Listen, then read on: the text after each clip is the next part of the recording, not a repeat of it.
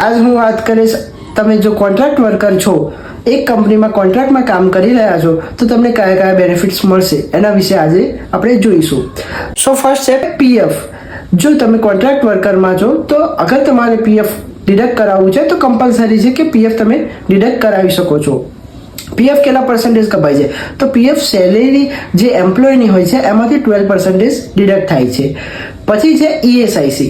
જો ઈએસઆઈસીમાં તમારી gross salary 21,000થી ઓછી હશે તો તમે ઈએસઆઈસી બેનિફિટ્સ પણ લઈ શકો છો. પછી છે ગ્રેચ્યુટી. અગર તમે 5 વર્ષ કન્ટિન્યુ કામ કરી રહ્યા છો એક જ કંપનીમાં તો તમને ગ્રેચ્યુટી પણ મળવા પાત્ર છે.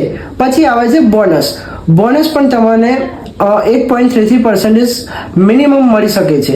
એનાથી વધારે પણ પર્સન્ટેજમાં બોનસ તમને મળી શકે છે. પછી છે એના પછી છે કે લીવ ઇન્કેસમેન્ટ. અગર તમે કન્ટિન્યુ એક મંથમાં 20 દિવસ કામમાં આવો છો તો તમને એક લીવ મળવા પાત્ર છે. આઈ થિંક તમને ખ્યાલ આવી ગયો હશે કે કયા કયા બેનિફિટ્સ છે જે કોન્ટ્રાક્ટ વર્કરમાં પણ મળી શકે છે.